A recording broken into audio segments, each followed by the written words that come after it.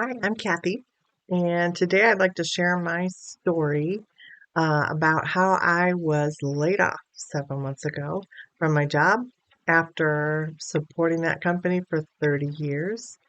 Um, I was let go in a very kind of cold, dismissive way. Um, and from the stories that I've seen on YouTube and just heard from other people, I think that's happened to a lot of people. But the way my director did it. It was kind of a different sort of way, a way that I call corporate Hunger Games because I felt like I was competing in the Hunger Games. But before I get into that story, I want to share just some background about how the culture overall at the company just eroded ever since 2020. 2020 was okay. Um, we could all work from home. I was very fortunate. They let everyone work from home. I don't think they really fired anyone. Um, but they did dock our pay a bit.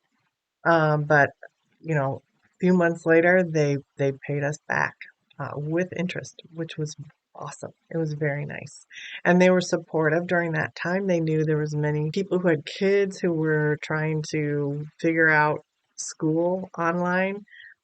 So they were very understanding and supportive through the whole pandemic. And then around 2022, they were kind of pushing us to get back into the office. Um, but they were very gentle about it at first. Um, they wanted us to go 2 days a week, and uh, teams could figure out which days worked best for them. And they didn't want everyone there at the same time because they knew like personal space and everything. People were worried about that. So um, we, half of us were there Tuesday, Thursday, another half Monday, Wednesday. I think people kind of kept Friday as a stay home day. Um, so that worked out for a while. It's nice. Then 2023 came. They hired a new HR executive, and she changed things up right away. Her first action was to implement a forced ranking of employees, and what that means is that um, no matter what, even if everyone in your department uh, was awesome, you had to say there was a certain percentage of people that did not meet expectations, and then another percentage who only partially met expectations. The vast majority would be, yeah, you meet expectations. And then a few people would be exceeds expectations. And then you would be paid accordingly when it came time to review your compensation. Annually, you would be paid according to how you were ranked. So they pushed that out, and at the same time, they were encouraging you to be a team player and to help your teammates, which of course that comes naturally to me.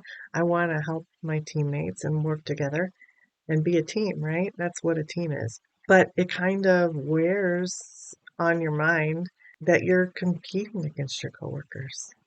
So that kind of over time defeats the purpose.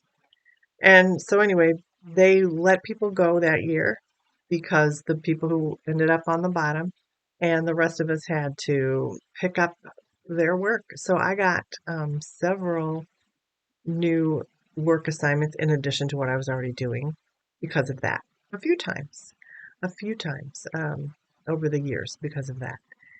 And they also had a voluntary separation package. I think it was 2023. If you were a certain age and not too far out from retirement, you could take a package and go. And I know some people who did that, and I think it was a very good deal. So they were lucky. Then 2024 came, and all that changed. Like it just seemed they got more aggressive. Um, they ordered us back to the office 3 days a week, specific days that they picked, and they were being very militant about it. Um, in my company, we have like a whole campus with several buildings on the campus, and they wanted everyone to go into just a few of those buildings.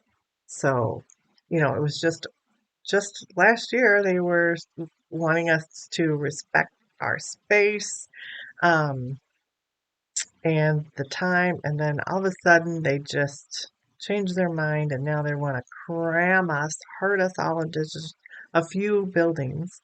And they had remodeled the building on the inside to be more open concept so that you didn't have cubes. They figured they could fit a whole heck of a lot more people in there if they just had like open tables. Um, and you just sit side by side, elbow to elbow with your coworkers. And, there are people across from you facing you at that table also. Um, so you have no personal space. And if you were on a conference call and your neighbor's on a conference call, you couldn't even hear yourself think. It was so bad. But that's how it still is in that building today. And we all knew, like, how are they going to fit everybody into those few buildings? Like, I don't think we're all going to fit. And we, brought our concerns up, and we were told, stop looking for ways to make it not work. It's going to work. Just show up there. So everyone showed up, and there wasn't enough space for everybody, like we knew. People would, there was no, the parking was horrendous. It was horrible.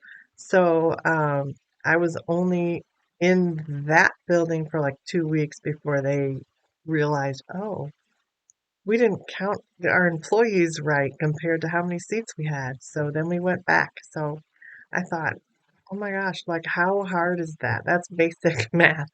Counting up how many employees you have, how many seats you have to determine how many people fit. But somebody messed up somewhere, you know, that's how out of touch that our executives are.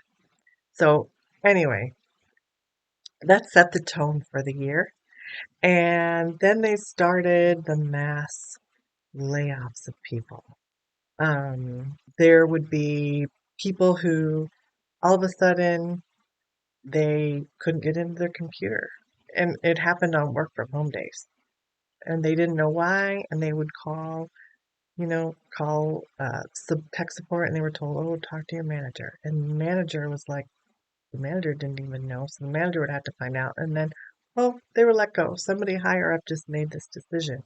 So then other people saw that they got this email that was sent in the middle of the night to say, join this conference call at 7:30 a.m.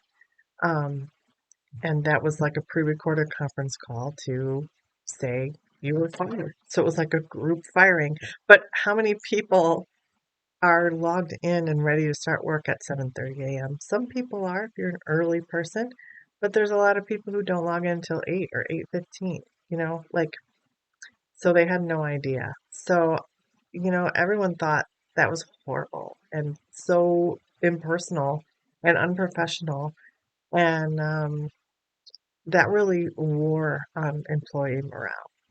And we let it be known. So then the next year, 2025, when they still were doing layoffs, um, they did it a little more personal. They would just schedule a meeting, maybe like 20 minutes before you were supposed to show up, and people would get called into this meeting, and it would be HR and their manager, or maybe not even their direct manager, the next person up. And all of these decisions were made without your manager really knowing. They would find out like the day of, oh, this person's got to go or that person's got to go. So, um, yeah, that was really kind of sad. And sometimes they laid off like a whole team in a couple situations, and the rest of us who were left were like, well, who's going to do that work now? Like we were left not knowing who who to go to. So it really did hurt productivity. It wasn't a wise way to do it. But I don't know. I don't know if there's ever a good way. I do know they used to call people into conference rooms and then walk you out, give you a box to pack up your stuff and walk you out. That's bad too. I understand. Anyway, it's bad, but at least it was a little more personal, right? Um, but how it happened for me, so this was 2025, the summer of 2025. Uh, I had been reorged recently. As a matter of fact, that had been going on nonstop, reorgs, for like the last 3 years. I think been reorged 5 or 6 times. So this latest reorg, it had been like a month prior, and so I was just consolidated with a bunch of other smaller teams into this, under this different director who had no idea who I was. He didn't know what I did. But I had seen like earlier that summer and in the spring, like there had been rounds of people being let go, like reorged and let go. So I thought, okay, well, I was just reorged and I've survived for a month, so maybe I'm good, right? But they set a mandatory meeting for the whole team, and he called us in if we could go in person. He preferred that, so I went in person with my coworkers, and um, he explained how he's going to set up a new organization, and he wanted everybody to reapply to their jobs, and that 30% of us wouldn't get a job. I'm just jumping in here because I forgot to mention that even though they told us that 30% of us would end up without a job, in the end it was closer to 50% of us. And of those 50%, about 85 to 90% of them were in their 50s. Nice, huh? So we were all kind of shocked. Like, even um, like upper managers would have to apply for their jobs, mid managers would have to reapply to their jobs, and then the little worker bees, the level that I was at, would have to apply to their jobs. So that was kind of shocking, I think. And they told us also we had to, from that day on, we were to go back to our office, gather anything that we had, and we were to work from home until we found out whether we had a job or not, because uh, they didn't, I guess for safety reasons, they didn't want anyone, losing it and getting violent or anything. So I can respect that. I'm fine working from home. Uh, and they said it was all going to happen, like we would know in 2 weeks. So there was like 150 of us about. So I thought, well, how are they going to interview all of us? And yeah, like it was shocking. But the point is, not everyone would get an interview even. So the next day, I, you know, my manager was very supportive. My whole team, we were all in the same boat, and so she said, just don't even worry about, the day to day right now. Focus on updating your resume. Um, Apply to the internal jobs that you can apply for, and there was even some outside of my org that I applied to. Not very many, but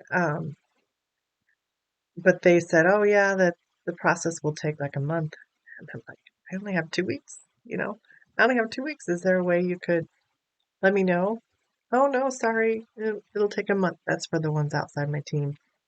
In the past, like managers would try and place you within the company and, talk to other managers to see if they could find a place for you, but that didn't happen this time. No one cared, you know. But anyway, so I spent the time polishing up my resume, um, applying to the jobs, and then trying to like clean up all my personal stuff that's on my computer, set up processes, make sure people who I worked with knew what to do and had the right access that I had, in case I was gone. Like, so I just didn't want to leave them high and dry. So um, had a few of those meetings while I waited to hear something. So we all waited that first week. The first thing they were going to do was to find the upper level managers. So a week goes by and we didn't hear. Like did they pick who they were? Like who got the jobs?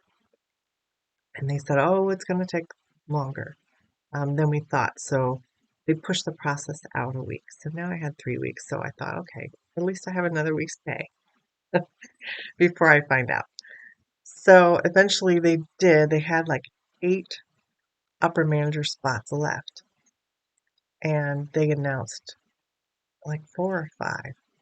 Here's the people who made it to the upper manager. Like they announced it through Slack. Um, Everybody congratulate them. And so people were jumping on there. Oh, congratulations, so and so. Oh, good for you. Congratulations. Oh, I'm so happy for you. Blah, blah, blah. And I thought, wait, there's 8 positions open. You only picked 5. And what about the rest? Like they said, oh, we're just going to pick from outside. So I guess nobody was good enough to fill the other positions. And then I thought, what about all the people who didn't make it? Like, no acknowledgement. Like, thank you, sorry, good luck. None of that. Just, oh, everyone jump on and congratulate the people who got the positions. And that just left bad taste in my mouth because I thought to myself exactly like we're cheering for the Hunger Games. Those are the people who survived, but you know, we're not even acknowledging the people who didn't. So I didn't say anything, good or bad. I just didn't make a comment on Slack. I didn't think it was appropriate. Then the next round came, and in the meantime, I kept waiting and waiting. And I didn't know this, like I said, I didn't know this director or anyone, you know, a lot of the people who worked with him. So I thought the deck is stacked against me, you know. But I waited, and they said, oh, if it's like it was like mid-August, um, if you didn't hear anything, if you didn't get an interview and you didn't get an offer, then you just don't have a job. So that was agonizing to wait, but it was also good that I had time to get prepared and just prepare mentally, prepare my resume, um, prepare any personal things that I had, um, say my goodbyes to people. Um, but we got to the very last day, and I kept waiting, like, what do I do? Like, is there a meeting? Am I supposed to have a meeting with HR to offload? No direction on that whatsoever. And then we were all waiting, and finally the director posts something on Slack, and all he said was, I am so excited next week to start the new organization. I've called a meeting. So look for that meeting invite. I can't wait to get to know you all and get started. That was it. Like, there was no thank you to everyone for your service over the years. Sorry, if you're not continuing on. We wish you the best of luck. None of that. He just pretended like we didn't exist. So I thought, wow, that's one way to get around the awkwardness of having to fire people is just tell them to apply to their jobs, and if they don't hear anything, whatever, you're just gone. You're just dismissed and forgotten. So it was really anticlimactic, I guess, to be let go that way. Just, like I said before in my previous video, they just turned the page and their life went on without me and I was gone. So I just logged off whenever I wanted, didn't care. Um, and I did get an email later that day um, from HR about all of the separation details. But luckily, I have such a supportive manager and supportive coworkers who are going through that with me. So we called each other, we helped each other. with moral support, with resume writing support, with what we're supposed to do next. Uh, we met up at happy hour a couple times. We had to get it off our chest, right? Um, and we helped each other through the unemployment process, getting that started because I don't know how it is in your state, but it was more complicated than it needs to be in my state. Like, I thought, gosh, maybe I should pitch that job. I can fix their unemployment process. It's so messed up. But that is my story of corporate Hunger Games. Um, there's good and bad to it. I know people are being let go in very cold ways. I've seen the stories on YouTube. So if it's happened to you, if you're in the same boat, I'd love for you to leave a comment. Tell me how it went down for you and how you're coping. I'm here trying to figure out what I want to do next. I haven't found a job. It's been 6 months. Um, I hate going on LinkedIn looking for jobs. It's very soul crushing there. Uh, so, any tips that you guys have for job hunting? And if I discover some, I'll share them. But if you stuck with me so far, thank you very much. Please like and subscribe so my channel can grow. I plan to share content about how I am coping, how I'm decompressing, uh, and I'm spending this time trying to get healthy, trying to lose weight, um, trying to de-stress myself and de-inflame my body. And so I'll be sharing things that I'm doing, tips, some recipes. I do love cooking, so I'll be doing some cooking segments and just some tips on how to be healthy mentally and physically and spiritually as well. So please come back if you like to see that kind of content. And like I said, like and subscribe, and that'll help me. Thank you so much, and I'll see you next time.